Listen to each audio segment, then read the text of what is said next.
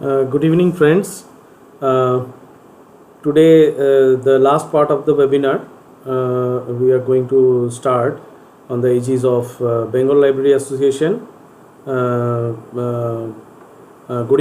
evening to all of you. I am seeing that already around 126 viewers are viewing my channel.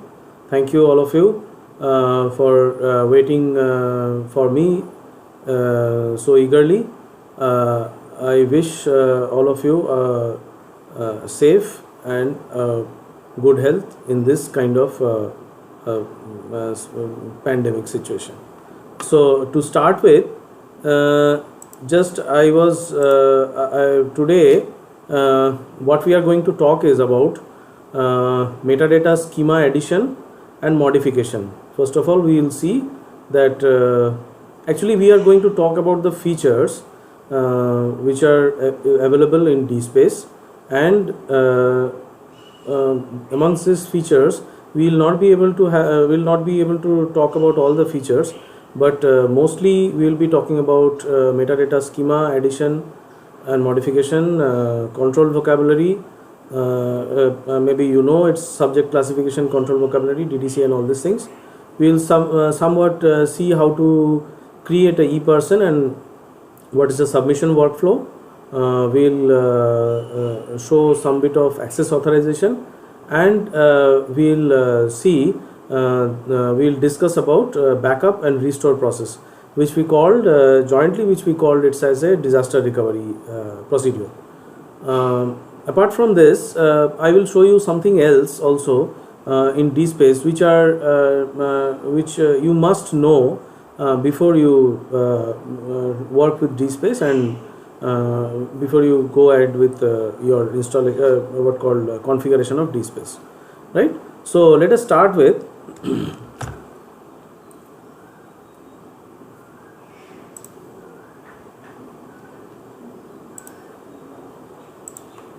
okay.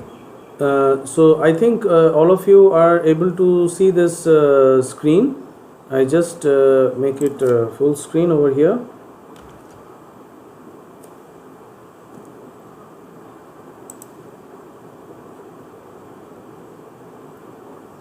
Yeah. So this is the DSpace interface which we were talking about, and I have added some bit of contents so that we can discuss about in more details today. Right, I have added 3 contents, right?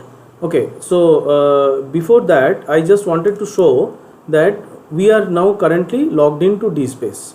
As you can see here, we are already logged into DSpace, and and if you scroll down, you can see you can create community. That means you are currently in the home page of DSpace. By seeing this context, create community, you cannot create a sub community or a collection. That means you are in the home page of DSpace, means first page of DSpace. Here some things I would like to mention, like if you come to the administrative panel, you have something called control panel, access control, then content administration, registries, then statistics and curation tasks. Okay, now here in this registries I'll come to format.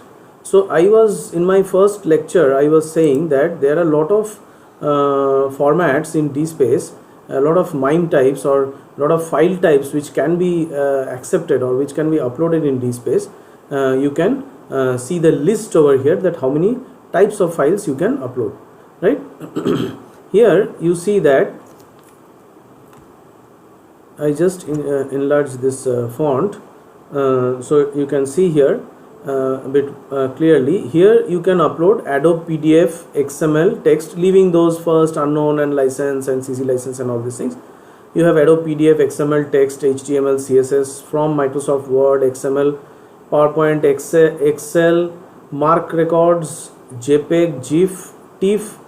Okay, now comes to multimedia files like AIFF, WAVE, MPEG, then BMP, Photoshop files, then MPEG audio, video, QuickTime video, text files, latex files, which are text processing files.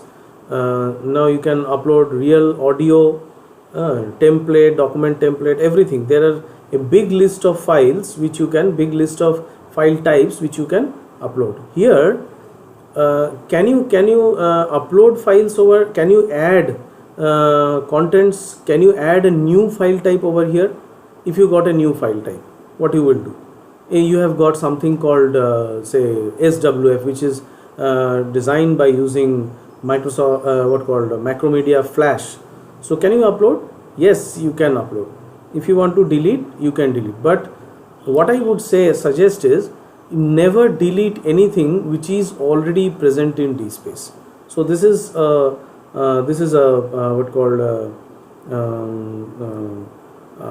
golden rule for this, that never delete anything which is already present, unless otherwise that is creating a problem to you. You can go on adding. If you want to add, you can scroll to the top and you can add new bitstream format is there. Here it is, add new bitstream format. So you can obviously add a new bitstream in this one. Right now come to registries. In registries column we have metadata. So let us come to here in metadata and see what is present. In this metadata registry there are 4 kind of schema which is present in DSpace. It is default. One is DC, all of you know this, DC and DC terms. This is called Dublin core. One is ePerson, is a kind of metadata schema which is present in DSpace, and DSpace local. So this DSpace local is the kind of metadata format which is not, you can use unqualified metadata schema over here, like say some fields which you feel that it could be kept, but it is not known to all. It is a new to all the schema. So you know what is a qualified and unqualified metadata schema. So I would suggest that you can add some of your fields over here. Right now, can you add metadata, new metadata schema over here? Yes, you can add a new metadata schema over here. It is at the bottom. If you scroll a bit down, you can see add a new schema is there. Now you need to write the namespace for this. You need to write the namespace. So to write a namespace, you need to give a particular URL for this schema which you are going to add. Say you are going to add, I think many of you heard about LRMI schema. So I just search in a Google that can I get the URL for LRMI schema, LRMI metadata schema specification. Oh, sorry.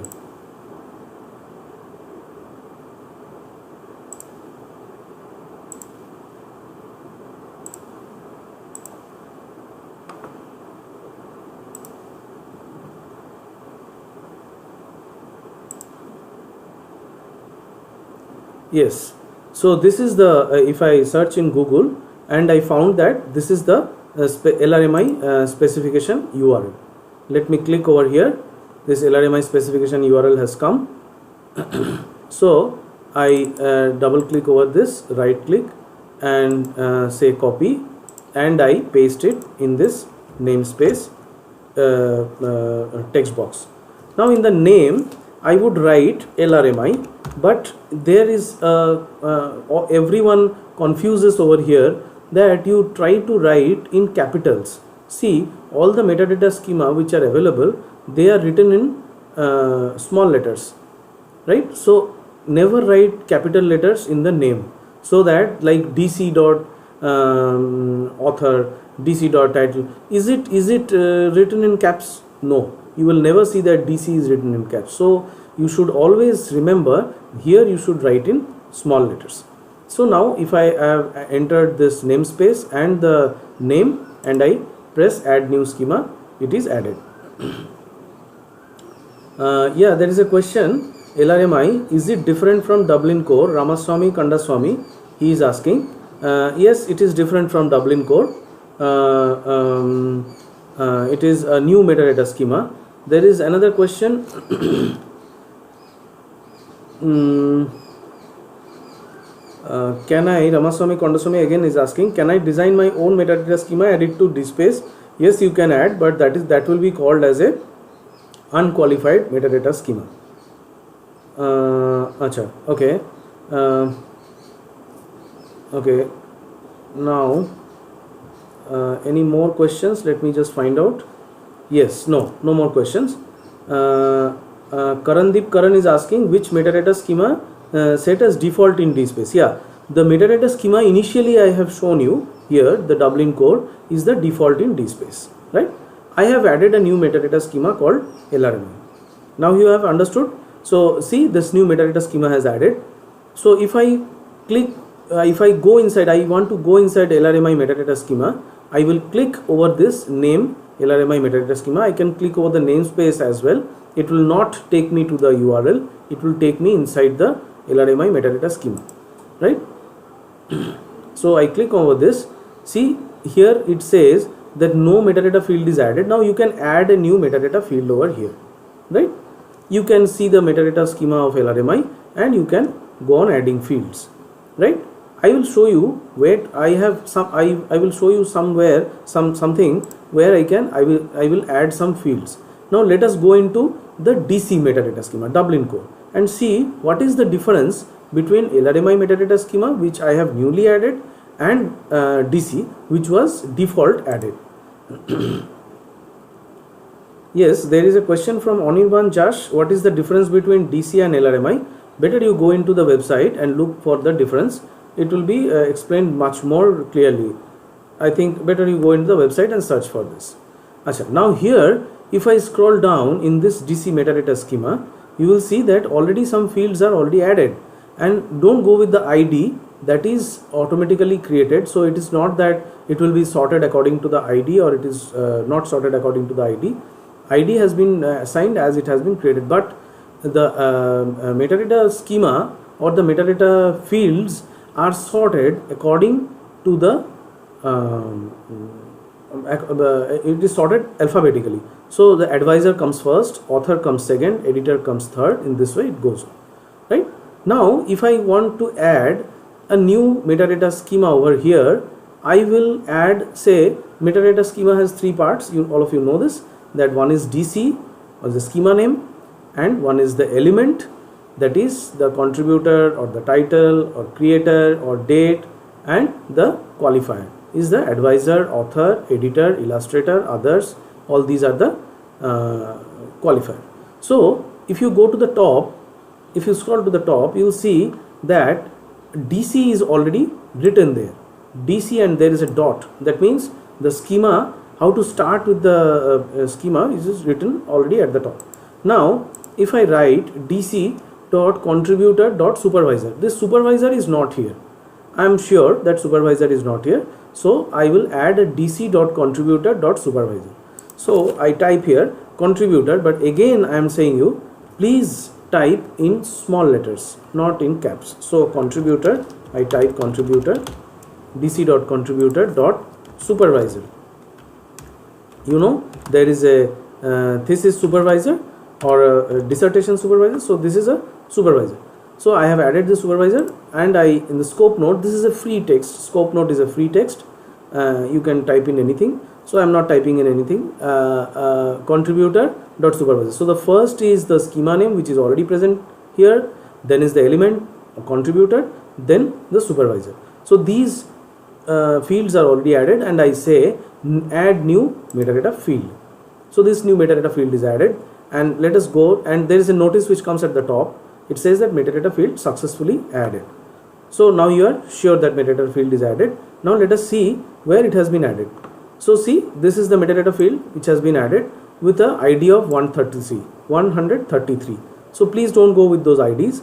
We are not bothered about that. Those IDs automatically created, and if you create on IDs, if you create metadata schema, it will go on like that. It will going on ID, right? Now after adding this metadata field, is it possible that does it reflect in the metadata entry form? Metadata entry form means the this data entry form which we were working with. No, it is not added automatically there. It is a data entry form. It needs to be manually added. So to do this, I just take you to again the IDR folder. Now where is this IDR folder? This is this thing. I will just minimize this and come to home. I open up home folder. Here I have IDR. Then I have now currently I am in IDR folder. Now I will go inside the dspace installation folder that is named as dspace_inst. So I double click over this dspace_inst and get inside this. Here you will see config, config folder. I get inside config folder. Then I find there is a file called input-forms.xml. There are two files in the name of input forms. There is one file is the input-forms.dtd and another is input-forms.xml. We will be opening input-forms.xml. So XML files open in two ways. If you double click over the XML files, it open in a browser. That is a read only mode. You cannot edit over there. And if you are right click over the XML form and open with gedit or any other editor, text editor, it will open in an editable format. So I right click over that input-forms.xml and open with click on open with gedit. So this input forms open up with gedit. Now if I scroll down, you will see, scroll down a bit, you will see that form definitions, it starts with the form definitions. This is the tag which the form starts with. Form name is traditional and the page number is 1. If you remember, in the first page you see that first starting was with author. So here you will see that this field to field end, this says about the author. See here, DC is the schema name, contributor is the element name, and author is the qualifier name. And it is said repeatable is true. That means repeatable means you can add more authors, right? And the label is authors. Input type is a name. That means it is a name box, kind of, that it will have two boxes. One is the first name, last name. If somebody has a middle name, he can put it either in the first box or in the second box, right? And it's a hint says enter the name of the authors of this item. And there is another thing which is another XML entry or a tag. It says required. That means if you write something over here, this field will be mandatory. See, there are some fields which are mandatory, some fields which are not mandatory. So here if I ask you which are all the fields which are mandatory in DSpace, so you will see that only title is mandatory and the date of issue or the year of issue is mandatory. So if I come, you know that if you remember that just below the author there was title. So if I scroll down a bit, you will see that some text is written between the required tags. So this text makes the field mandatory. Now if I write something within required, then this will be again mandatory. So I don't want to make author field mandatory. I am not doing that. What I am doing is I will add a new data entry object for supervisor. So what I do is I take my mouse mark from field to field. Please remember, while you mark from field to field, please remember, please do not leave any less than, greater than, all these symbols. So please try to mark which I am showing you, right? And I say right click over this and I say copy. I remove the mark and I give 2 enters after field and I say paste. If you can use Ctrl V for paste, or you can right click and say paste. So now I have got 2 author fields in my data entry form. Now in this author field, in the second author field which I have pasted, I will change this author to supervisor. I have changed this to supervisor. And repeatable thesis can have number of supervisors, it can have more than one supervisor, so I keep it true. And in the label it is a free text, so I can write thesis supervisor. Input type is name box, you will enter name of the people, so this is required as a name box. Here in the hint it is written enter the name of the authors of this item, enter the name of the supervisors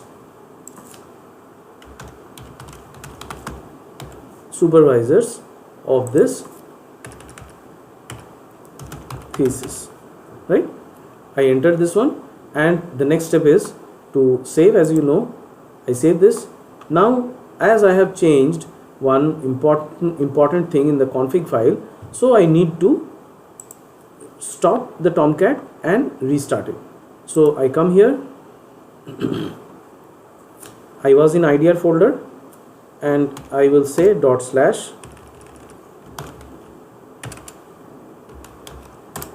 I will say /shutdown.sh and press enter. Tomcat is shut down. Then after some time, always take a half a minute gap between you stop and you start. So I think we'll take a lesser time now, as the timings are short. So we'll just say /startup.sh and press enter. Tomcat started, but this Tomcat will take a bit time to start, as you have seen last day. So here I come to DSpace home, I click on that, and it will take some time to get me to the DSpace home. For the time being, by the time it comes up, we'll do something else, we'll see something else. Okay, now I minimize this, I come to the DSpace folder. Now the DSpace installation folder which I was showing you. Now this in DSpace installation folder, you will see number of folders are present. Now in this folder, first is the asset store folder, which I am talking about now. Is asset store folder says that it stores all the assets as you upload a content file, as you index it, full text for is generated, so those are saved in the asset store. But you will not find your you cannot find your file by the file name or the PDF file name, because the asset store renames the file in its own way. Now this bin folder is the second one I'm talking about, is the binary executable files are in the bin folder. Here you can configure DSpace with some you can assign some memory to DSpace to run. Config folder, I am coming to config folder some bit later. etc is the folder, as you have seen in a lot of operating system, there is a folder called etc. It is the etc which we talk about. It is the apart from the system running things, apart from the DSpace, if you are configuring something else which is not directly concerned to DSpace, so you can configure in this etc folder. Exports folder is for exporting metadata and all these things. Handle server is the handle. If you are configuring your DSpace as a handle server, then you need to make some file changes in this handle server folder. Lib contains all the library files related to DSpace. Log says all the logs which are generated in DSpace, all these are saved. Reports, those are reports, statistical reports are being saved over here. Solar is the folder where Solar, I have said that Solar is an interface of DSpace where it saves all the index is stored over here. Triple store is a kind of an asset store which can be used in DSpace in some other scenario. And upload is something else, we will not talk about this. Var is the variable folder, that means all the variables are kept here. Don't think those program variables, these are not program variables, these are variables related to the software. Web apps folder, we have already seen that web apps, all the application related to the web, these are kept in the web apps folder. Now Let me see whether it has come to DSpace Home. Right, it has come to DSpace Home. Very good. So we'll just log in and see what is the situation. Now if I sign in, I have already saved my password. My password has come up, so I sign into DSpace. Now I will go into communities and collection. I will click on communities and collections. Now I will go inside a collection and will try to upload a and try to see the difference in the data entry form. Now if I click on submit a new item to this collection, you will see that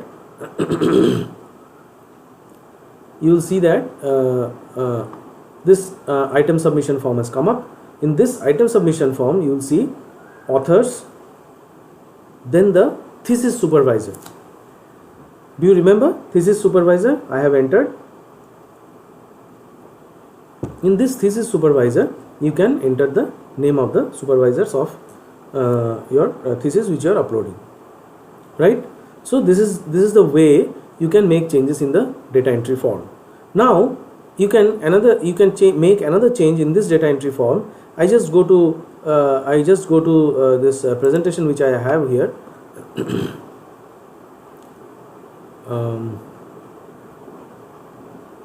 Yes, so this is called control vocabulary. See, in this way you are seeing this one, right? You are seeing this one that day that there is some control vocabulary which was to be added. Acha. In the meantime, just let me see.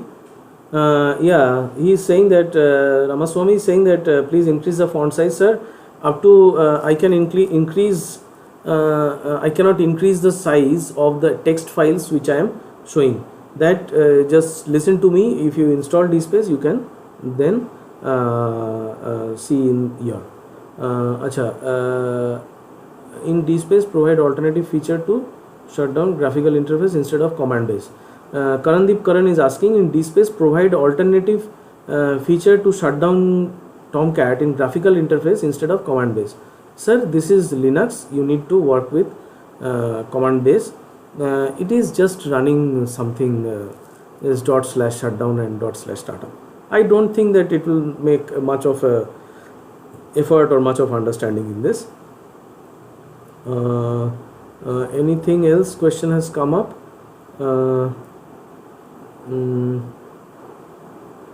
Yes, font, a lot of fonts are, because once you see, I cannot increase the font size of a text file while I am opening in gedit.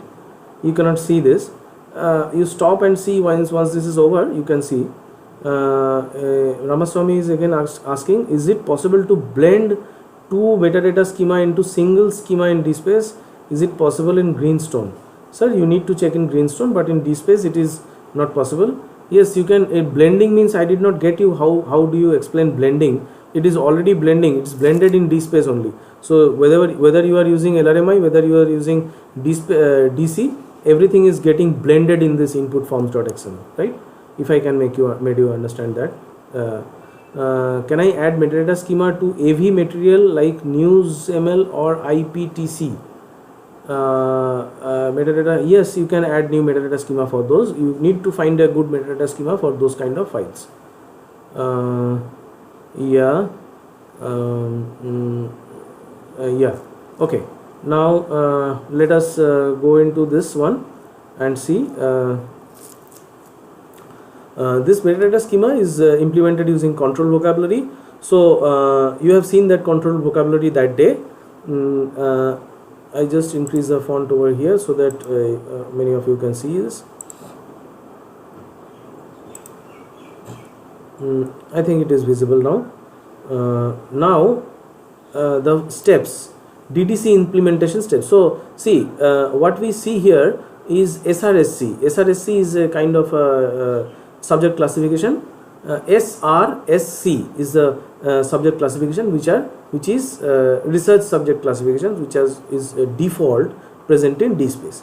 Now if I want to implement DDC, DB decimal classification, so these are the steps. So first step is download the DDC XML file from the IDR folder, paste it in the path mentioned below, right?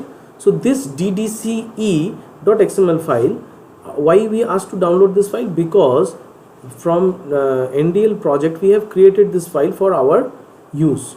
Because DDCE XML file you need to create after going through the DDCE specification. This is for why E is different, because it is for English language, DB decimal classification for English language. Now this DDCE file, XML file, has been designed by us after going through the DDCE specs. So if you are going through the DDCE specification, you can design your own XML file. So now this is the first step. Now the next step is when you need to mention, when you need to paste, it's in the home dspace /home/dspace. You are already in this dspace. You are in IDR folder. You know this IDR folder very well. Then dspace_inst config, and in control vocabularies. Control vocabularies is a directory. I just show you where is control vocabulary. Currently I am in dspace_inst. If I go inside config folder, there is a folder called control vocabularies. So see, while I go inside control vocabularies, there are all the control vocabularies already present. So this srsc.xml, srsc is currently used by dspace, right? Now what is the third step? Now edit this file. Edit home dspace IDR dspace_inst config dspace.cfg file. Now it says that edit this file. Where to edit? You need to edit this line, choices.plugin.dc.subject. Now you need to change this line from srsc. It will be already present there, srsc. You need to replace it with ddce. Then please make it sure that you use capital E for ddce, because once you are seeing the file, it will be capital E, right? Now the fifth step is to edit this inputforms.xml. Edit inputforms.xml. To what to do? Inputforms.xml. I will show you where to make the changes there, right? So to start with, let us come to dspace.cfg, which was our second step. Oh no, let us start with the first step. Download DDCE XML file from IDR and IDR folder and paste it in the path mentioned below, right? So what we do is this IDR, ddce.xml is present in IDR folder. It's IDR tutorial download. Here you will see that ddce.xml is there, right? So I right click over here and say copy, and again I come to IDR folder. I go into dspace installation folder. I go inside config folder. I go inside control vocabularies folder. There I right click and say paste. So ddce.xml is pasted in this folder, right? Now the next step is I'll go inside and edit dspace.cfg file in config folder. This is our next step.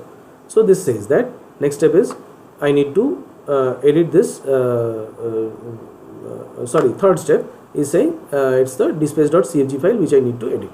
Now let us come to config folder. We are currently in config folder. Here you will see a dspace.cfg, and sorry to say, if I open this dspace.cfg, you will not be able to see. So what I do is I open with gedit this file, and what I do is I just start a Word document so that you are able to understand it, see it in a bigger way, right?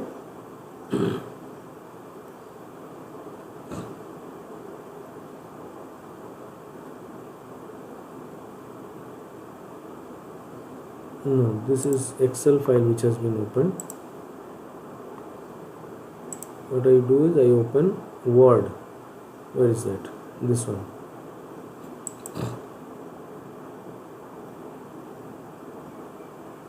This is the Word file. That's good. Now I increase this one. So whatever I write, it comes in a bigger way. Right? Now I open this dspace.cfg. This is the file which I am showing you. Now I give a control F in this dspace.cfg and search for SRSC. SRSC has come. It has found in 7 places. So I click the down arrow once, twice, yes. So the fourth 4 of 7 results, it is line number 1492. Please remember the line number is 1492, right? You will see this one. So I just mark it and try to show it in this one. So I think this one is visible to you. If not, I just increase the font size a bit, make it this one. So this is the line which you need to edit. So this was the line. You need to change it to this SRSC will be DDC capital E, and this hash symbol will go away, right? So this is the change you need to make, right? I think you understood. I am just making the changes in this file over here. I will change SRSC to DDC capital E and go to the first of the line and remove the hash. So this is line number 1492. This is again, I write down the line number over here. .cfg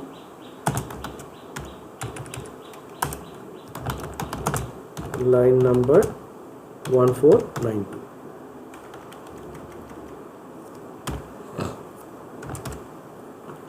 So this is the line which you need to make the change, right? Now after making the change, I save the file dspace.cfg and then I come to input forms.xml, which is already opened. Now in this input forms.xml, I scroll down till I see form page number 2. You will see this one. This one is page number 2. This part is over. You will see this in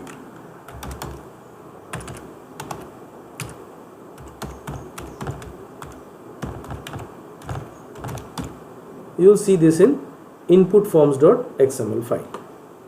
In this input forms.xml, you will see there is something called page number 2. Just below this page number 2, you will see that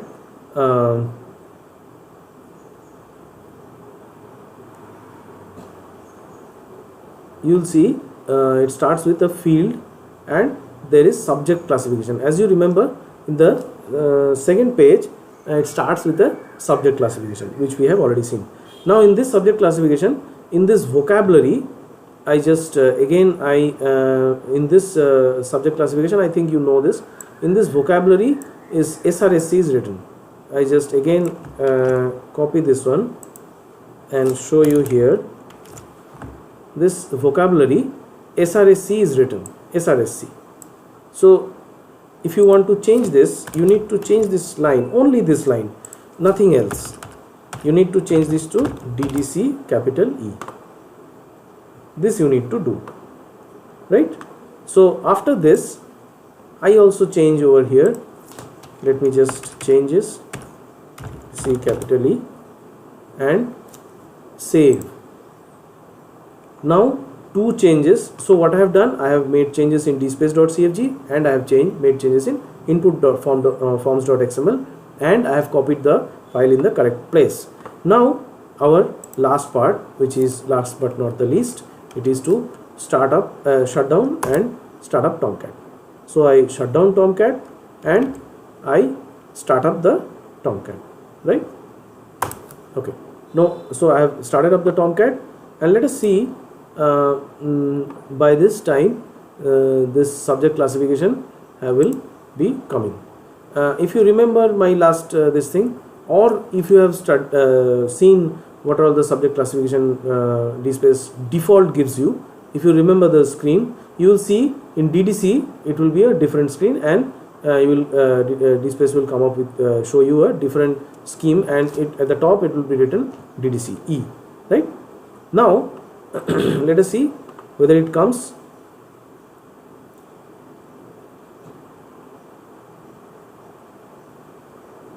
Acha, by this time it comes, it will take some time.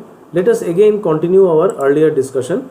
In this config folder, I have said all up to web apps it is over. Now in this config folder, let us see something else is also there, something else is there.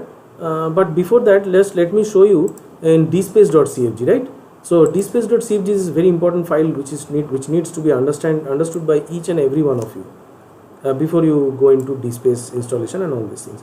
See, some basic information is there. Some basic information. I don't think I can copy this much of data in Word. So make it sure you just enlarge this and see. Here you will see where is your dspace directory. It is /dspace. It is mentioned over here. You can open up dspace.cfg, but be sure that you never delete anything. Never put your hands over the keyboard so that it replaces something else, right? And while closing, please make sure that you never save this file. Whatever changes we have made there, it is already saved. Now in this file, you will see dspace. It is the base directory where dspace is installed. Dspace host name is there. This is called the local host. dspace base URL is localhost :8080. Default UI which I have specified here is XML UI. This is not the default. You can specify JSP UI as well. Or you can configure both XML UI and JSP UI. It is not that if you are configuring XML, JSP will not work. No, it's not like that. JSP will work simultaneously. It will work. dspace name, you need to give the name of your university over here. dspace at my university is written. So if you give your name of your university, you can see the name here. Acha. Now if you come down, there is some database settings here. Better not discuss over here because database settings a bit technical one. So just let us come down a bit and see something more. See, there is something called email settings. I was saying in my first lecture that it can send out mails as well, right? So in this you can configure your SMTP server, and you can send out mails from dspace that this data has been added, or this user have registered, a new document has come up. If you are having a submission workflow, a user have added a data for the reviewer. Reviewer, once it submits his accept or reject, then it will be mentioned that this reviewer has rejected, then it comes back to submitter, or the reviewer has accepted and it has been archived. So all these kind of mails can be sent out from dspace. So if you configure this email settings in dspace, but for this email settings, get in touch with your technical team in your institute or anywhere else. If you are configuring in your home, you cannot configure mail server because Gmail will not be accepting mails from this dspace server. So better not try it from your home.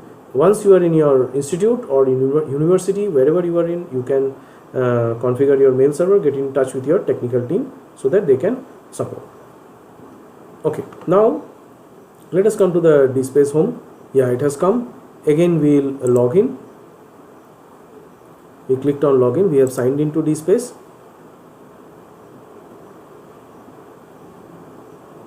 Now I'll go to communities and collections. I want to enter some data.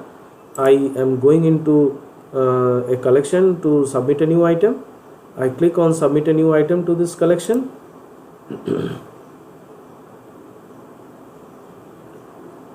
Now if some mandatory fields are over here, I have said that title is a mandatory field, so I enter something in the title, anything else, just few alphabets, and in the date of issue, in the year I just mention any year 2020. I just want to show the second page. I need to go to the second page where I will show you the subject classification.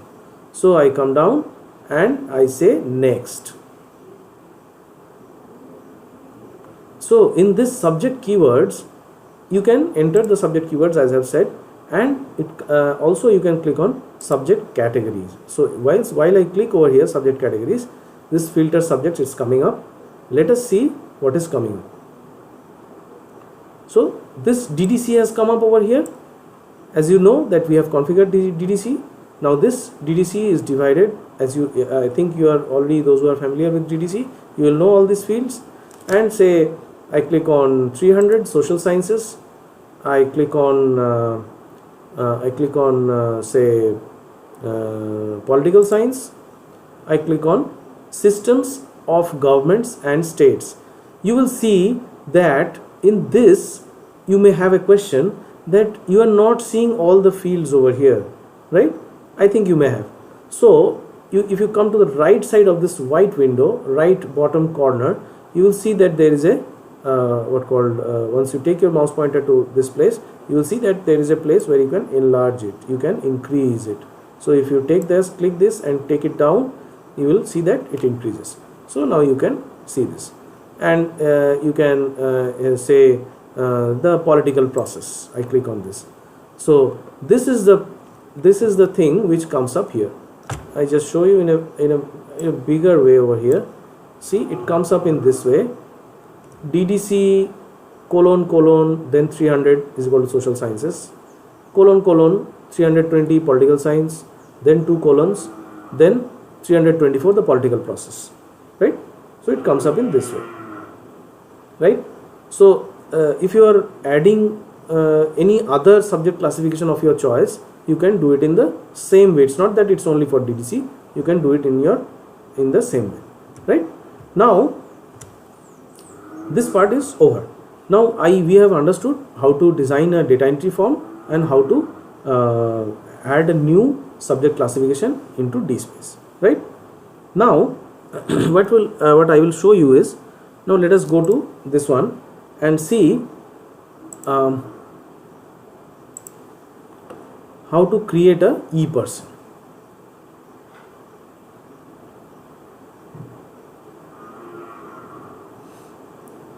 See, if I want to create a e-person, this is the command to create a e-person. It is taken for granted that we are currently in the IDR folder and you are in the command prompt of the IDR folder. So in this command prompt, you need to give this dspace_inst/bin/dspace is the command which needs to be executed, and these are the parameters: user, then --add, then --email. All these have a space in between, but not this part. This part doesn't have a space in between. This part doesn't have a space in between, but after this, each of these have a space in between. Then user, then --add, then --email, then a space, then email address of the user, then -g, you mention the first name, -s, you mention the surname, and --password, give the password for the user. So somewhat this is an example for this. You can see. So now let us do something. Let us create an account in DSpace. Let us see what happens. Now we are currently in this IDR folder. Now what I will do is I will create an account. Say I will give dspace_inst bin dspace, then user --add --email, then the email address of the user is say it's my email address. I have given my email address, then -g is the first name, then -s for the surname, then --password, give the password as dspace123, right? If I press enter and just wait for some time, let me see whether we have given the command correctly. If we have given the command correctly, it will say that ePerson is added, a new ePerson is added, it will say. Otherwise it will say that no, you are some mistake, maybe command not found, whatever it is, Java not working, whatever it may come, many things may come. So we need to wait for this. So created a new ePerson. This ePerson has a ID like this. So better not, we need not remember this ID. So we know that a new ePerson is created. Now let us go into DSpace and see what this ePerson is going to do. I say I'll log out of DSpace and try to log in once again. Click on login. Now I need to change this email address to my email address which I have given, and the password remains the same. It's dspace123. I do not change the password, and I say sign in. Oh, I have wrongly entered the password, so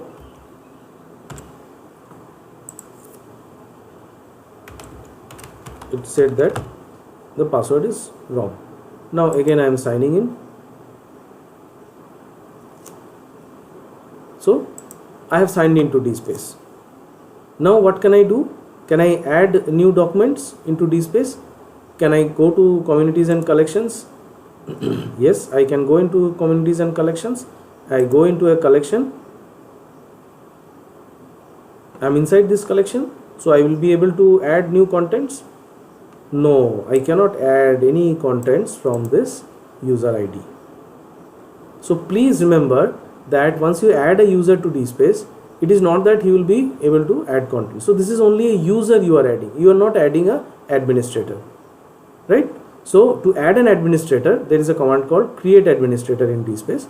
So you can use that command to create a new administrator.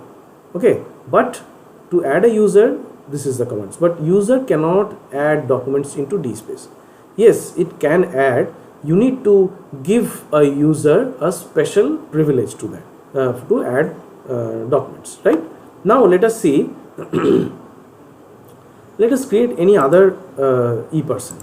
Let us use this one. Let us keep any other ePerson. Let us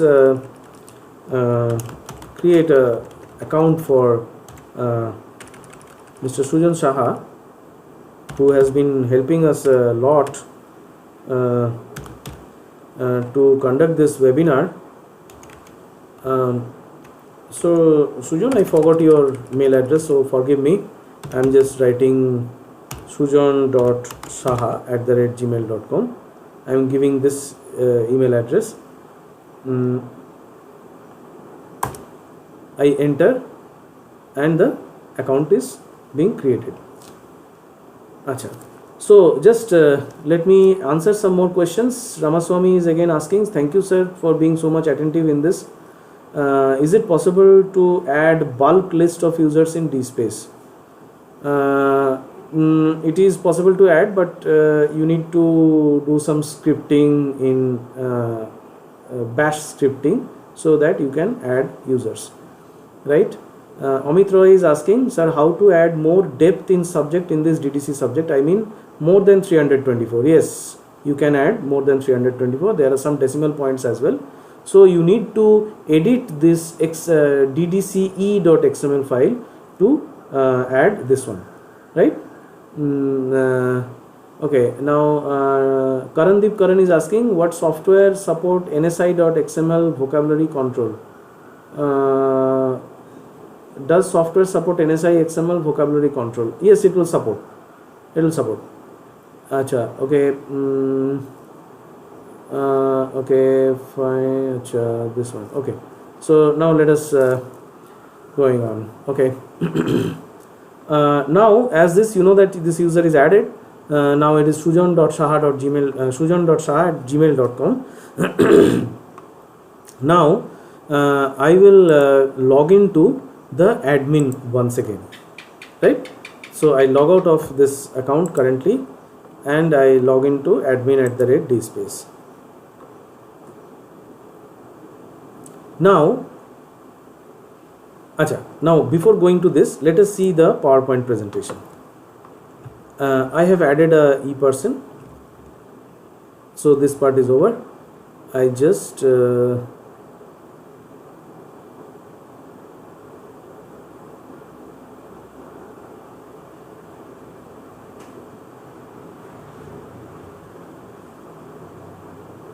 not this one, not this one.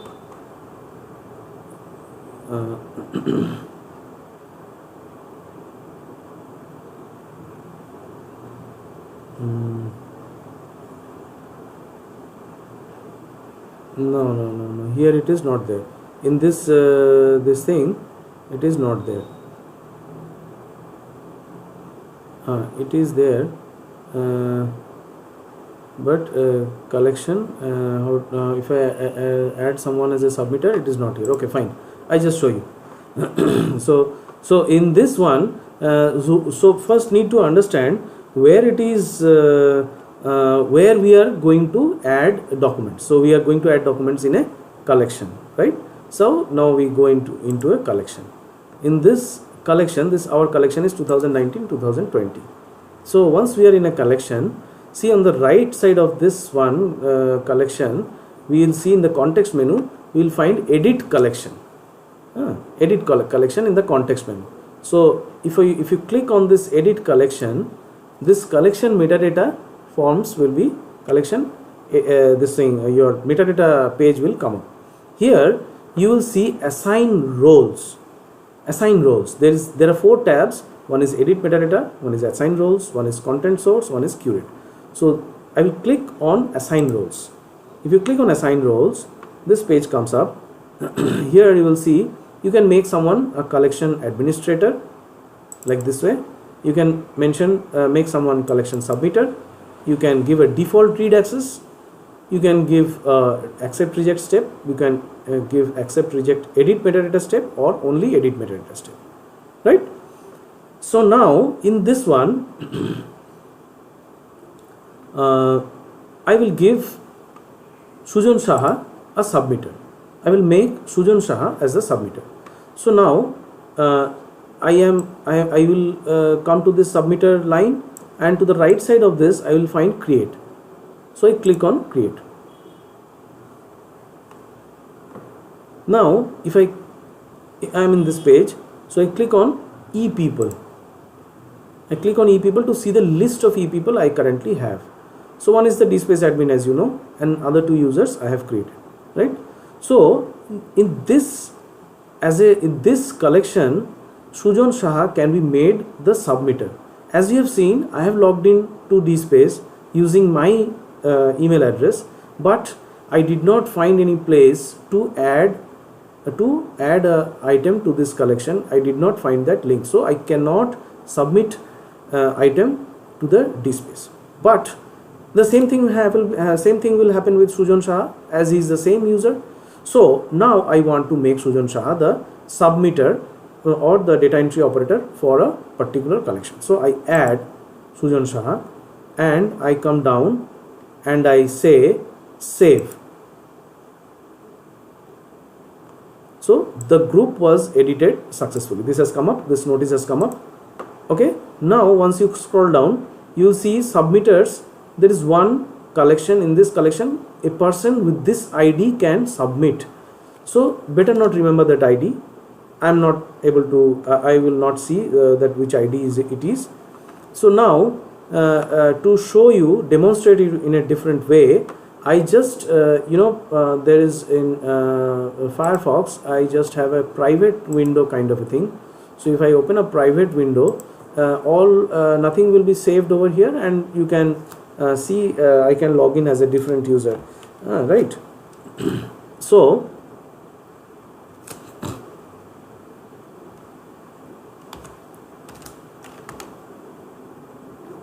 I click on this link, I say login, email address I give sujan.saha@gmail.com and password as dspace123. So I sign in. Now I click on communities and collections. I come to this collection. Now see, Sujan Saha can add this link has come up, submit a new item to this collection. So Sujan Saha is the submitter for this collection. Okay. Right. Now what about shivabroto@gmail.com? Now I log out of this.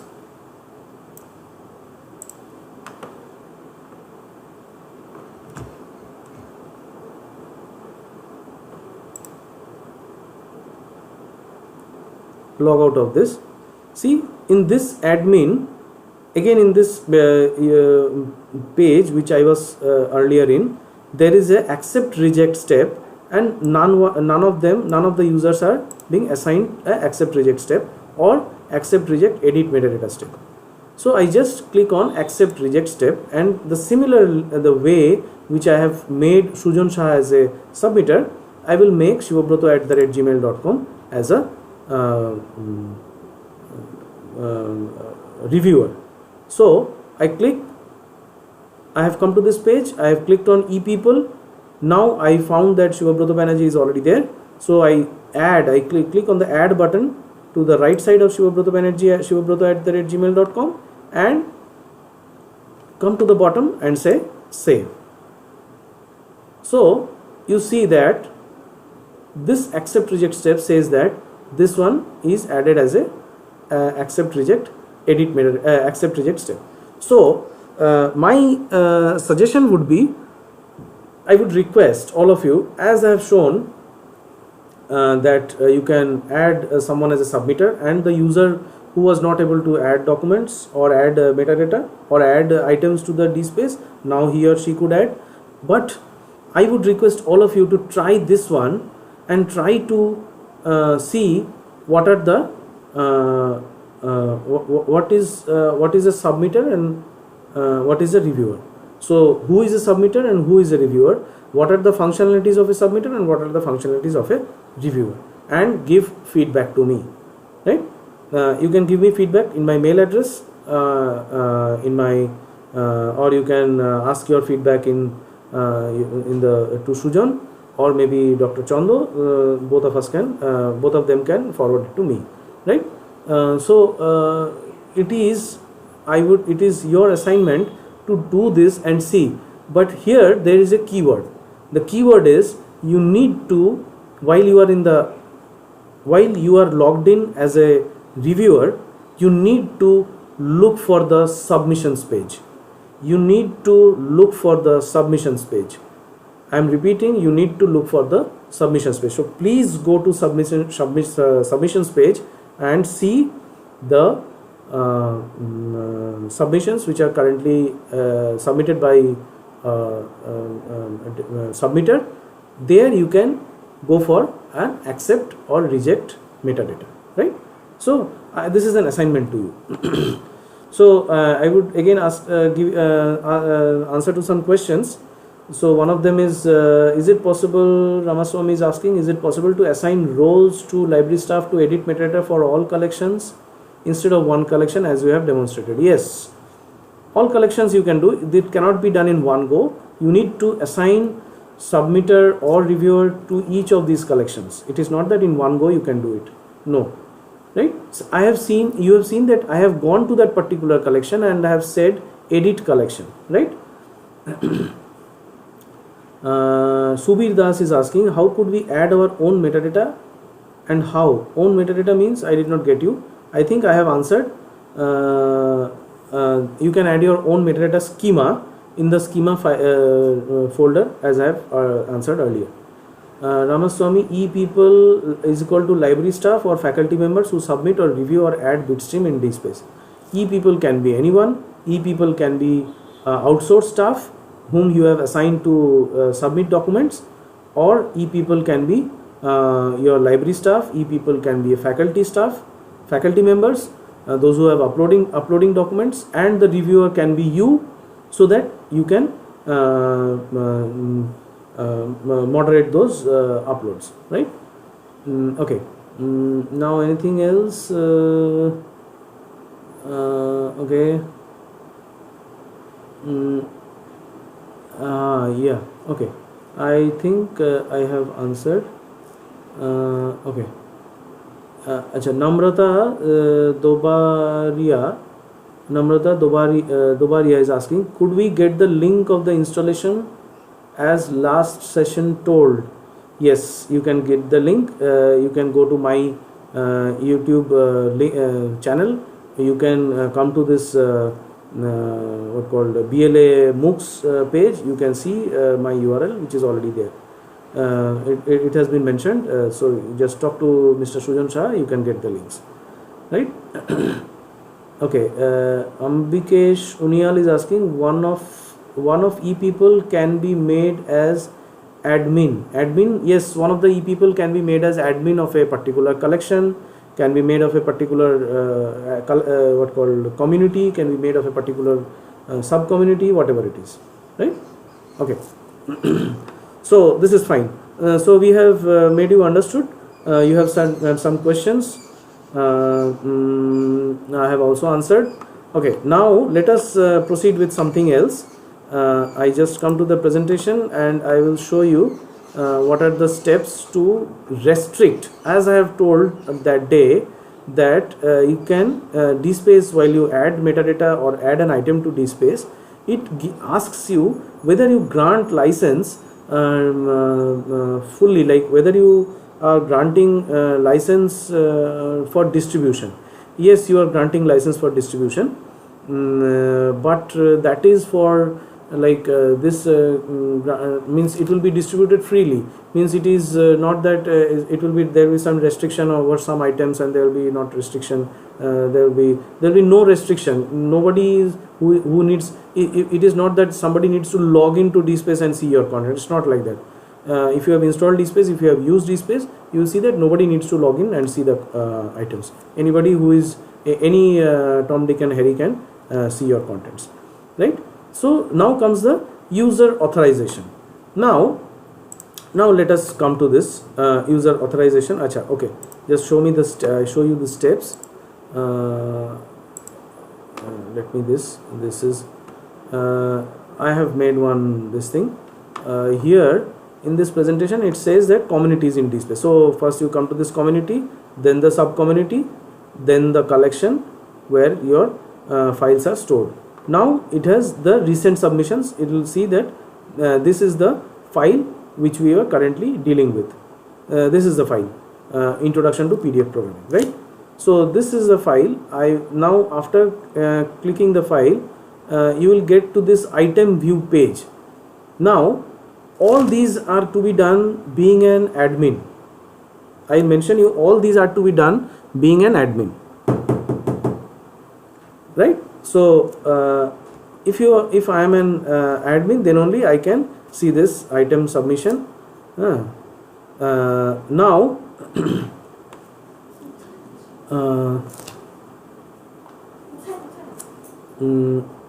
now in this page, there on the right side you will see an edit an item. You will see authorization is there, and you need to come to this bitstream.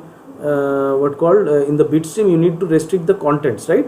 So you need to come to the bitstream, and there you need to add a policy to bitstream, and then you will assign that this bitstream will not be only accessed by the administrator but the admin, by anonymous but the admin, right? Now to this I will show you how to do this. Now let us come to DSpace homepage, and in this page I said that I will open up a private browsing window in DSpace. This private browsing window will show you which is DSpace, which I am not logged in. So see, I am not logged into DSpace, and if I say that if I click on any of these recently added items, you will see that this recently added items can be viewed or open. If I click on view or open, it will open up this item, right? All of you can see this one, right? So here I am. Now I go back. Again I go back. Yeah. Now I will be logged, and now in this other DSpace window, which I am logged into as an administrator, I will go into a collection. I will go into a collection.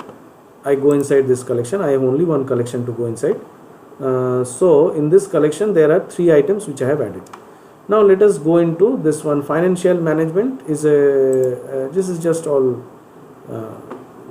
Don't go with this as financial management by something else. This is my only for testing, right? Now in this I am in the item view page. I am in this item view page. On the right side in the context menu you will see edit this item. In the context menu, this context menu is very important. While you edit a metadata, while you edit a collection, you edit a community, you edit an item, everything will come in this context menu. So in this context menu, edit this item is there. So you click on edit this item. So this page comes up, right? Now item status, item bit streams, item metadata, view item, curate. I just increase the size a bit so that all of you can see. Now item status. So I click on authorization. So let us see all these tabs first of all. Item status is, you can see all the item status is the internal handle ID of the document, when it was last modified, item view page. If you withdraw from the repository, make it private, you can completely delete. So all these things you can delete for this item. Item bitstream is the item bitstream page. Here you can see the 2 files. One is 3.pdf, the file which I have uploaded, and the license.txt, right? Achha. Okay. Now item metadata is the metadata of the item which you have entered. See all this metadata which is being entered. If you want to edit any metadata for this particular item, you can edit it from this place. View item, if you want to view the item, you can click here. It has a direct link, and the just the item view page, which is a curate, is something different. Now let us come to item status. And in this edit items authorization policy, this is the thing which we will be dealing with. Now in this authorizations, I will click on authorization in the button authorization. If this page comes up, you scroll down, see there are the policies defined. Policies for the bundle original. This is a bundle of what? Bitstream, metadata, and license. This is a bundle of these three things, right? You have a read anonymous. See, everything has an anonymous read. See, here it is said anonymous. You can edit any of these and change it to you can edit, you can assign a user so that that particular user can see that thing, right? Say for bitstream, now we are restricting, what we are trying to restrict is that say you have uploaded a content, say maybe faculty publication, and this faculty has asked you to restrict that collection. No, you will not able to publish. Don't publish. If somebody wants that, ask him to send me a mail, I will send him the mail, right? So you need to restrict that contents, but your metadata will be there, but the content is restricted. Nobody can view the content directly, right? So this bitstream 3.pdf is the place where you will be giving the policy, right? See, bitstream also has 3.pdf and bitstream license.txt. So license.txt we did not restrict. We need to restrict only bitstream 3.pdf, right? So now we say edit. Achha, oh sorry, I just forgot to tell you here where we are trying to edit this one, right? This bitstream.3.pdf is there, anonymous edit is there. We click on edit. We say ePeople. Oh sorry, no, it is not the way.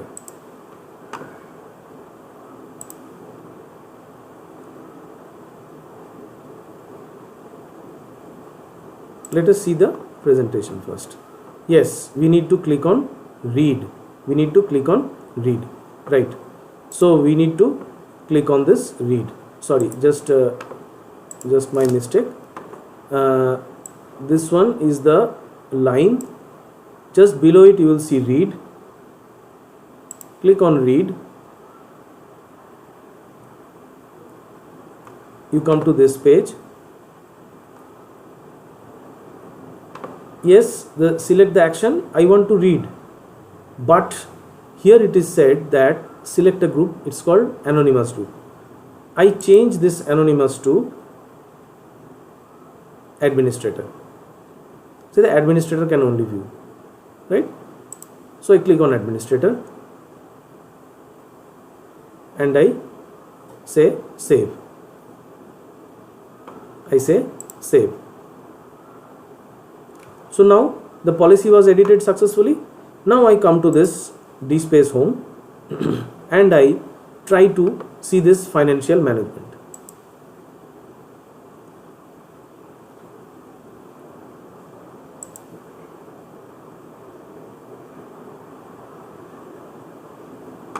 Financial management, once I come here, files in this item, view and open. There is view and open. Did you notice anything over here, a change? Yes, I think you might have noticed this lock symbol which was not present. If I click view and open, it was opening the PDF file. Now it says request a copy of the document. You need to request the admin for a copy of this document. You need to give your name, your email address, or the user needs to give their name, email address and a message and say request a copy.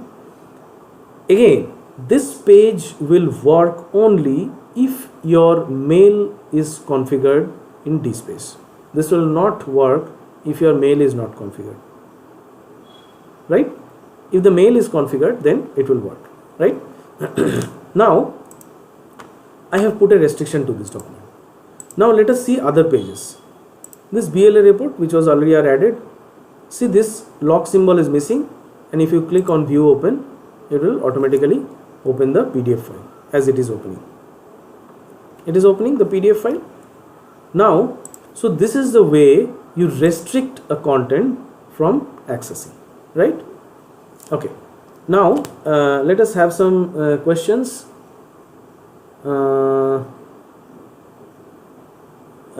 Please share. Devabrata Barman is asking, please share all PPT. Everything is shared. Yeah, yes, the lock. Bongo Sri Dey is saying, Karandeep Karans are allowed to set different policy for different items or collection into the repository. Different policy for different items or collection into the repository. Yes, you can set.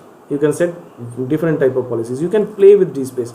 In my in my last lecture, I think somebody, or my last to last lecture, I forgot.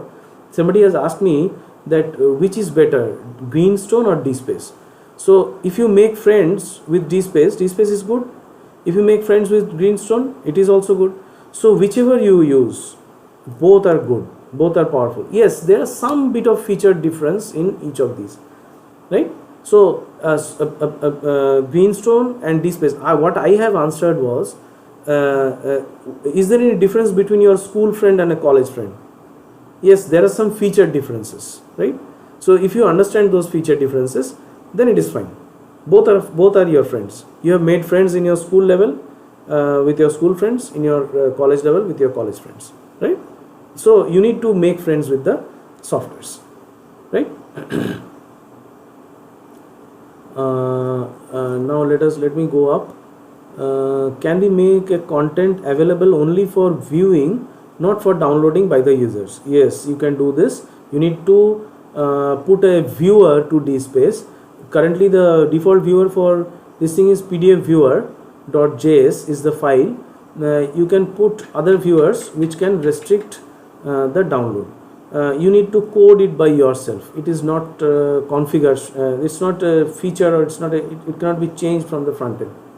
Is it possible to implement multilingual approach in searching? Yes, Krishnendu Pramanik is asking. multilingual approach in searching, yes, you can upload multilingual documents, but you need to be sure that you need to upload only those documents. Those are UTF-8 encoded documents, Unicode documents, UTF-8 encoded documents. It may be in Bengali, it may be in Hindi, it may be in Gujarati, it may be in Tamil, Telugu, whatever it is, but the fonts will be in UTF-8. The documents must be Unicode, right? So if you are uploading those documents will get indexed. Whatever you type in must be in the same language as I have shown you. Again I repeat, messages.xml is the file which is kept in web apps folder. You can go to that file, try to find out messages.xml file. You can modify each bit of message over there. You can write it in your own language, in your own regional language. You can do it.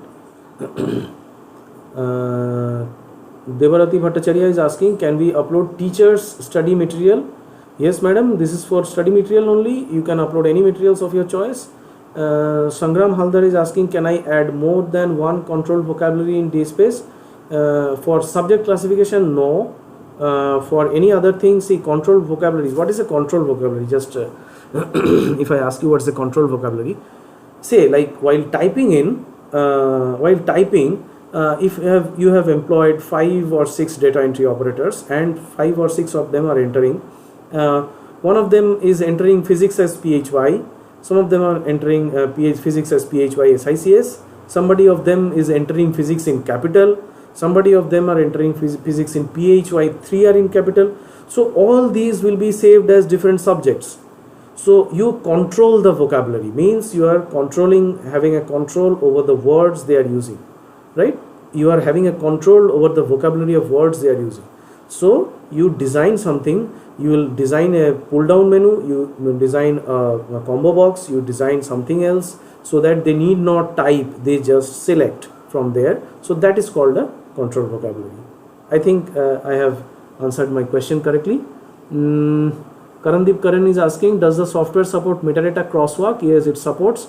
Akash Gaonkar, can we upload old question papers? Yes sir, I have answered this lot of time. Prashant Kalloli is asking, someone is harvesting our collection, can we import our newly added metadata field? Yes, it can be added, but changes are to be made from their end. Changes are to be made from the end from where they are trying to see. Right? How does the software, Karandeep Karan is asking, how does the software to add descriptive metadata? That I need to find out, right? Yeah, I think this one is over. I have answered a lot of questions.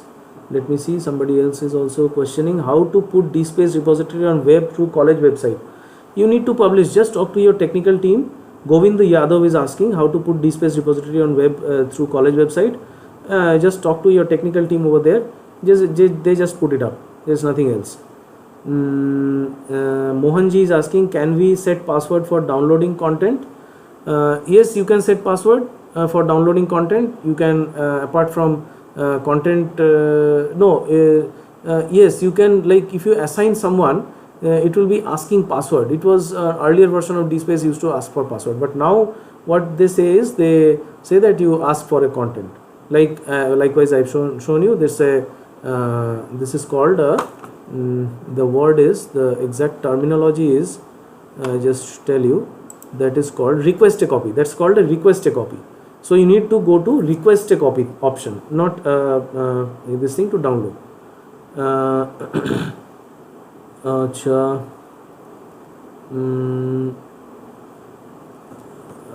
where is that?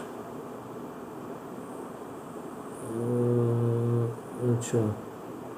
Prashant Kalloli, there is application simple. Acha, is there any application available? Prashant Kalloli is asking, is there any application available for creating simple archive format, okay, for importing data?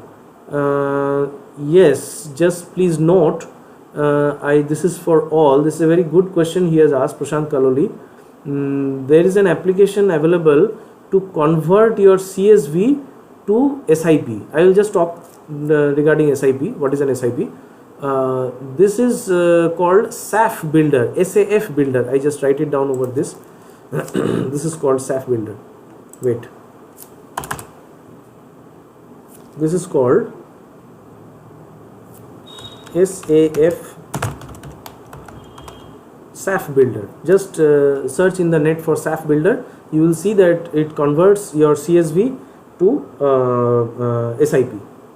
SIP, what is SIP? I will just let you know.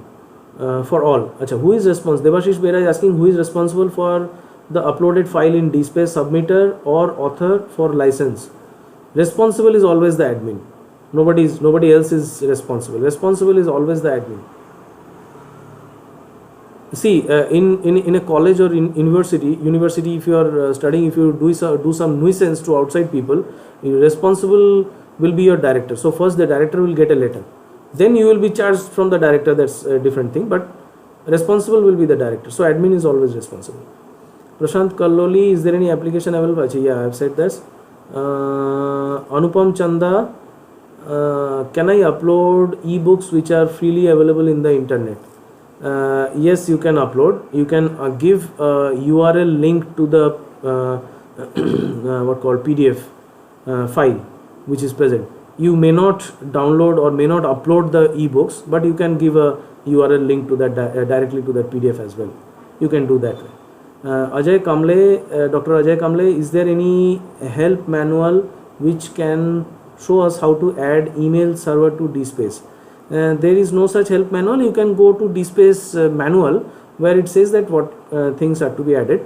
But yeah, you can. I think better is that if you understand yourself, it's very well.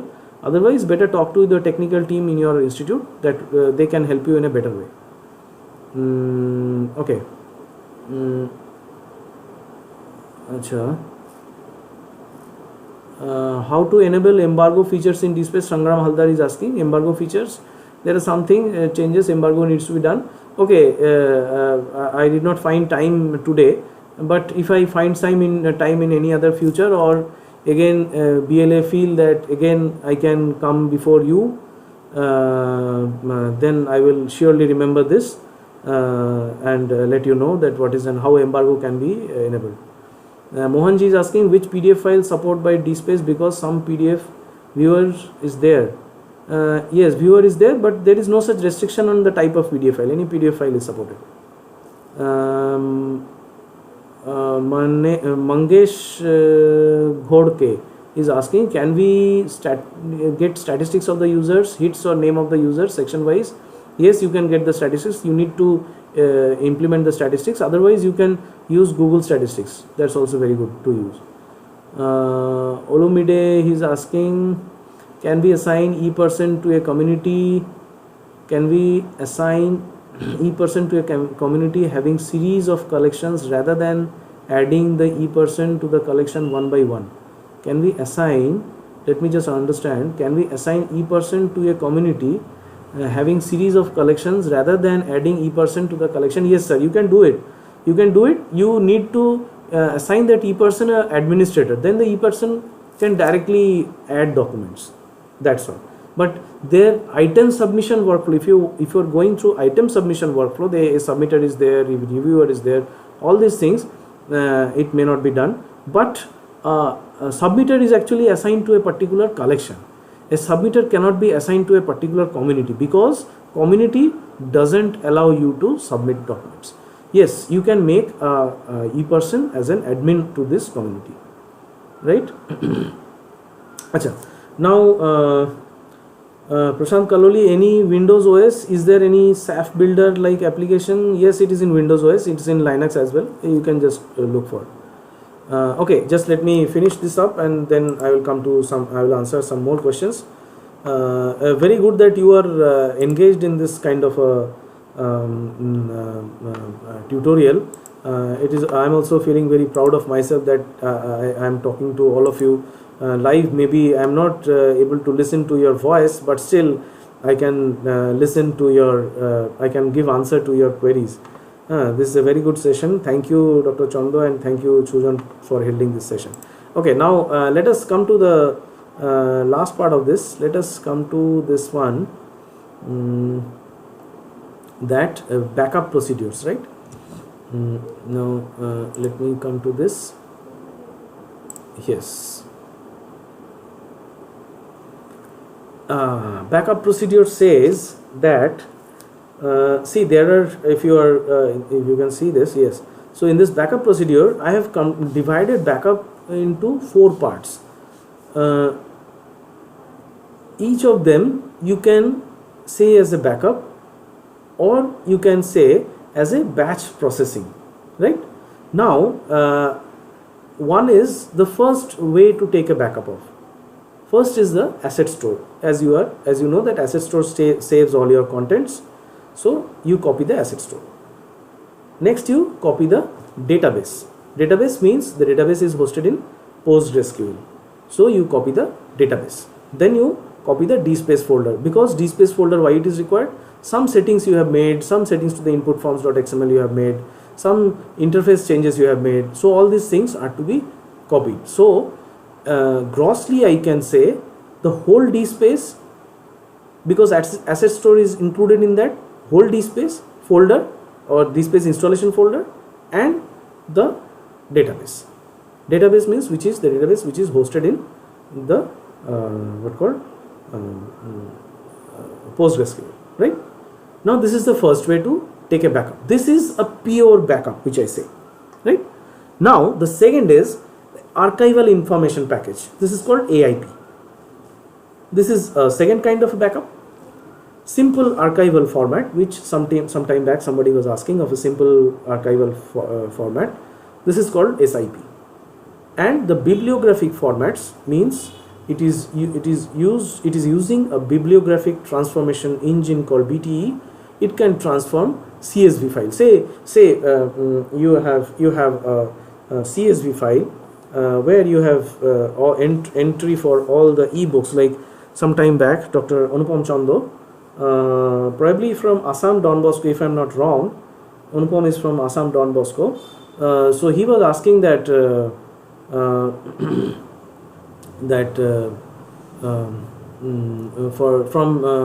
CSV. What was the question? I just forgot. Okay, so this one you can use CSV to like, yes, Anupam, what he was asking is, Anupam was asking that whether we can upload ebooks. So yes, you can upload ebooks.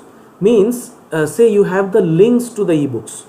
Ebooks is hosted in somewhere else, and you have the URLs of those ebooks. You can give the URLs, you can upload the URLs over here. So a user who is visiting your site or visiting your repository can see the link and can directly see the ebook. But that ebook is searchable from your repository. That ebook is searchable from your repository. Is it clear? Like you have subscribed for lot of journals. You have the articles, you have URL for each of these articles.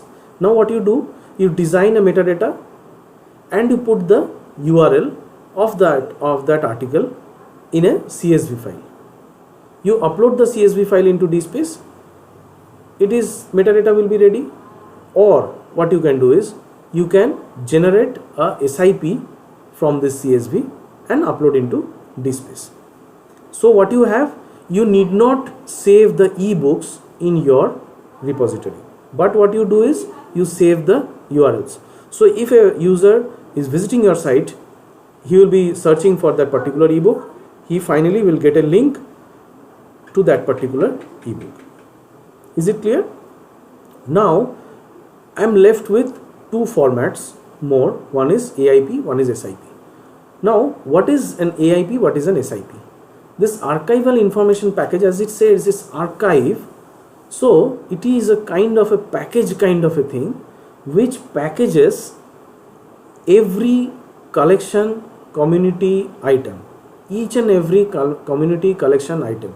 So what it does is, it takes your, it starts, say you want to make an archive of a particular community. So you say that I want to start from this community. I will show you how to do that. from my presentation. I'll show you. It may not be easy to show you in this one, but I will try.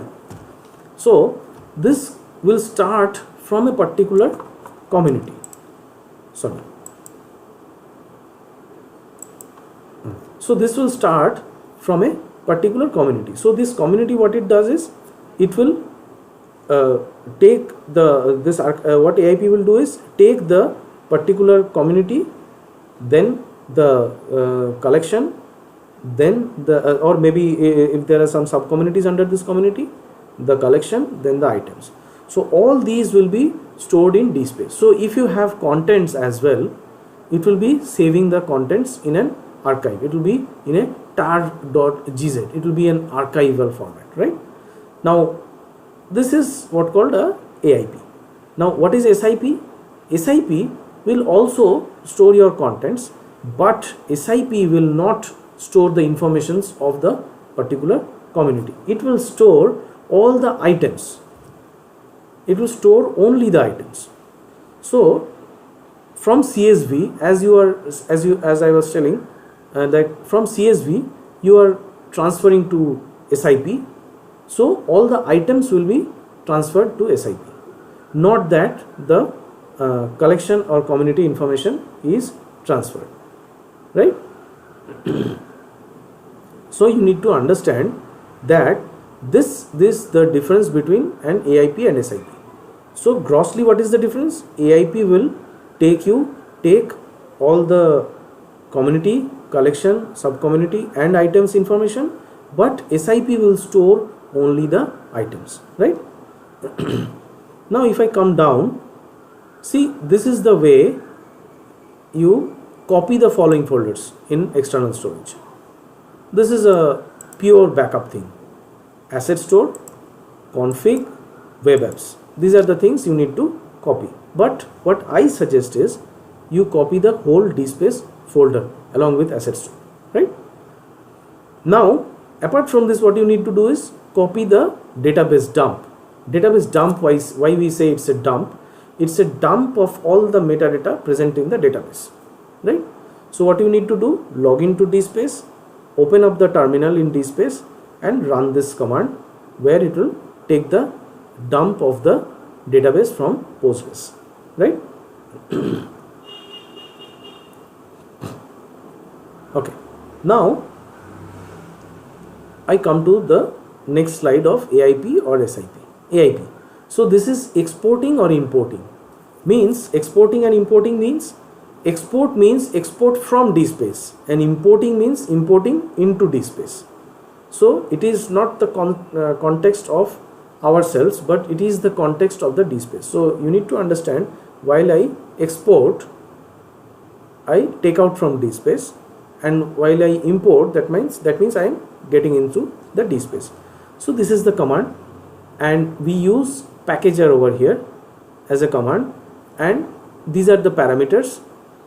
Up to this part, there is no space in between. Sorry, here up to this part, and there are each and every parameter, it says there is a space.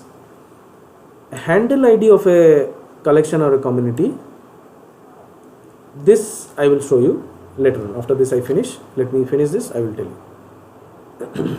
And path to the archive.zip, this is the archive which is storing everything. This is actually in this AIP, there will be a master file which is storing each and every sorry, in AIP there will be a master file which will be storing each and every content and each and every information, communities, collection items, and there will be several files, communities, collections, and so on and so forth. It will be having those kind of things. So importing will be the just opposite of that. How do you understand which is import and which is export? -D is disseminate and -S is submission, right? And there is also an option called -R over here. You can replace this with -R, R for restore. So this one is for SIP or simple archival format. Here the SIP also says does the same way. Here the difference is we will use export and we will mention that it is collection, it is not community. We don't say that it's a handle ID to the particular community or collection. We say handle ID of the particular collection, path to the destination where you want to save, and starting number of the folder. Say you have 100 items, so the starting number of folder will be 001, right? So the next folder will be automatically 002, 003, 004 and so on and so forth, right? Importing will be just opposite of that. You will say, in place of export you say import, and only difference is there is a path to a map file in SIP. This map file is a map file which shows you, which lists all the file names or all the folders which has been copied. Say you are importing something, some SIP into DSpace, and that SIP contains 100 folders, and all those 100, amongst those 100 folders, in the map file you found that only after getting into DSpace you found that only 90 items have been entered, not the 100. So which are those 10 items which are missed, which are not entered into DSpace, will not get listed in the map file. Map file will have the list of items which are entered into DSpace, not the items which are not entered into DSpace. So you will come to know that it is the map file, it is these are all the items which this import did not happen, right? Now this is the way you can import CSV file, but I would always suggest that please use SAF Builder to convert this CSV to SIP and then import into DSpace. Okay, now yeah, now this part is over. This part is over, right? Now I can show you, give a demo of how to take a backup of the database. Here I have given you a command, you can follow that command, or what you can do is you can go to applications, or you can go to PostgreSQL 9.5, wherever whichever place it is installed. If it is in Ubuntu, it will be a different. I am showing in CentOS, so it is here.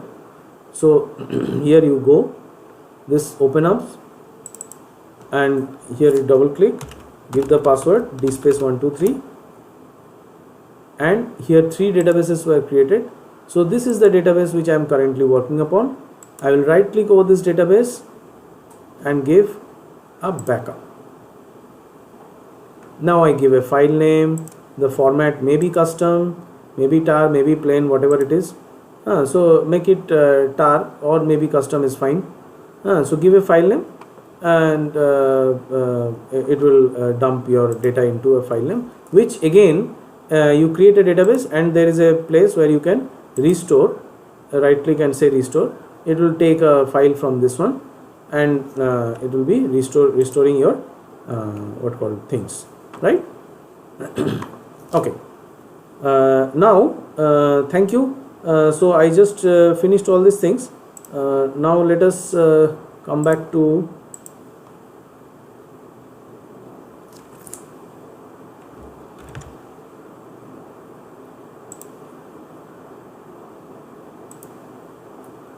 yes. Now let us see what are all the questions you have been asking.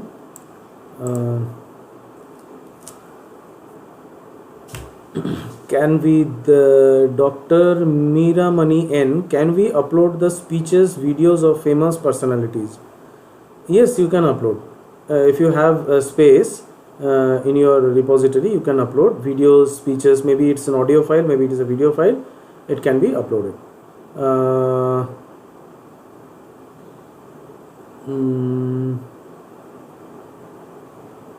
Acha. Bharat Kumar is asking, show me once how to upload batch files in individual community. Batch files in individual community, you can just give the restore command. See, there are two things you need to understand.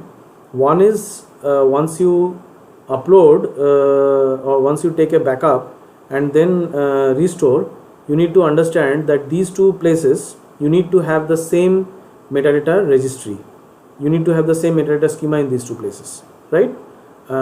Second is, you need to make it sure that some fields which are present in the first, those fields will need to be present in the second as well with the same name, so that there is no mismatch. So this is very much required. You can upload batch files in that way. Okay. Prashant Kaloli is asking, in Windows OS any SAF builder like application tool? No, this is SAF builder is a third party tool. SAF builder is a third party tool which is which you can install and use to convert CSV to SIP. Karandeep Karan is asking whether software support without policy. I did not get your question properly, so please, I think, sorry for this. Manoj Shaw is asking, yes, you can upload anything, any video. Okay. Karandeep Karan, acha. Sir, the system support to generate authority file, such as author, etc. No, what is your question? I did not get your question properly. Acha. Manish, can we get statistics? Yeah, I have answered this one. Which PDF file? Mohanji is asking which, because some PDF viewers are here. Yeah, I have asked you here. Acha, Mohanji is asking which PDF file support by DSpace, because some PDF viewer is yes. Yeah, all kind of PDF files are supported. Any PDF file which is you can upload is supported. You are saying that PDF files with full text extraction thing and all these things. Yes, any kind of PDF file is supported. So, but to index out of full text out of a PDF, you need to use Bond digital document, Bond digital PDF. Maybe it is generated from a Word or maybe it is generated from a text, whatever it is, but it should be Bond digital. Sujan Chakraborty, can we create multiple instances in a single DSpace? Multiple instances of what? Multiple instances of multiple instances in a single DSpace. I did not get you. Multiple instances of DSpace, do you say? Why do you need it? If it is multiple instances of DSpace, I don't think that you need multiple instances. You can take multiple communities, make more communities, restrict one community to some users, restrict other communities to some other users, right? You can do this.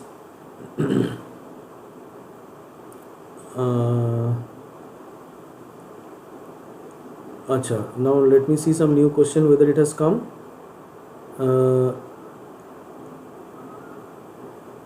Okay. What is your recommendation? Mahalakshmi Murali is asking, what is your recommended memory capacity for DSpace server? Yes, madam, this is very important question. Many of the users asks. Okay, so the thing is that say you use DSpace, that depends upon the size of your content, right? So the size of your content, if the contents are very large in size, say you have contents of say hundreds of MB, say one of your content is 100 MB, your 200 MB, so you need to have more memory, you need to have a 16 GB system to support all these things. But if your contents are of very less size, say it is maybe some KBs or something like that, so any 8 GB or 4 GB system will work. And also the main thing is that it is it depends the size of your content. Number of users is also an important thing.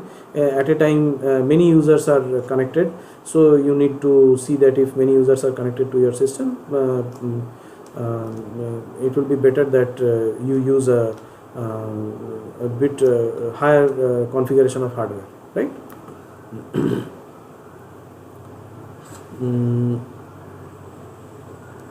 Otonu Dash is asking, can we update DSpace? Yes, you can update DSpace. There are procedures in the DSpace website. You can see there are procedure for update. But if you ask me, if you are going to update DSpace, better is that you install DSpace in a different server. You transfer all these contents by the process I have said. You take what called a backup of the database, backup of the asset store or DSpace folder, then copy it here, and then your DSpace is completely installed. Data is transferred. So this new DSpace is ready. So better not update or upgrade DSpace. Okay. Shubhashish Chatterjee is asking, sir, is there any copyright issue for uploading content in DSpace? Yeah, you should enter. You need to understand that all those documents which are already published, those documents can be uploaded in DSpace. It is not that all the documents, it is not a publishing kind of a tool. Say somebody has written a book and he or she has given you the book, please publish it in your repository. And no, it cannot be done. It is a wrong thing to do in DSpace. All the already published contents will be putting in DSpace, and you need to keep a track of the copyright issues, like whether you are uploading some copyrighted contents into DSpace and which are and though that DSpace is published outside that DSpace is published in the internet. So the publisher will file a copyright case against you that you have distributing the books which are could be procured from the market freely to the users. So that will be a breach of contract with the publisher. So better not upload copyrighted books in DSpace. Use non-copyrighted books only. Yes, let me see, some more questions have come up or not.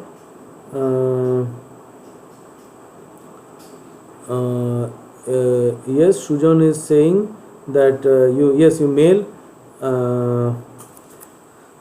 Yeah, thank you so much to all the users of all the viewers of my video. I very much liked you. You have asked many questions. I think some questions I have answered, some I will answer later. Some questions will be handled in a different way. I will try to see that whether I can, some suggestions. I have seen that embargo or some kind of thing which has been is a demand from your side. I will surely make some time to show you embargo. It is not that I get a lot of time to make videos of this kind of thing. Thanks to BLA, thanks to Dr. Jaydeep Chando to inviting me for such a beautiful webinar. Thank you, sir. Thank you, Shujan, for making this webinar a great success. Thanks to all my viewers, all my listeners to this.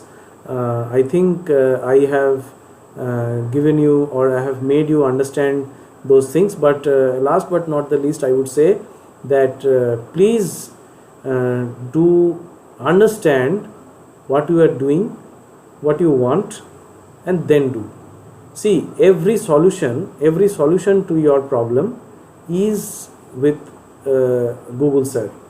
Okay, so what you need to do is you need to know what you want to do, and what is your demand, and what you can do or what you cannot do in DSpace.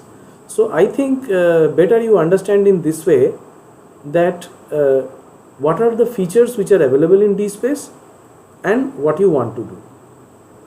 Compare these two. If some feature is not there, if you feel that that feature is blocking to your this thing, your repository, that is very much needed for your repository, technology US. So they have done it in a very good way. They have tried to do this in a very good way, and they are successful in this, I would say. And now, yes, so I would this is the way you can make yourself live in Facebook, right? So all these things you can do. So try to spend time with DSpace, so that DSpace makes you understand, or you understand DSpace in a very good way, right? Okay. Thank you so much. Thank you all. Bye bye. Take care. Stay safe at your home.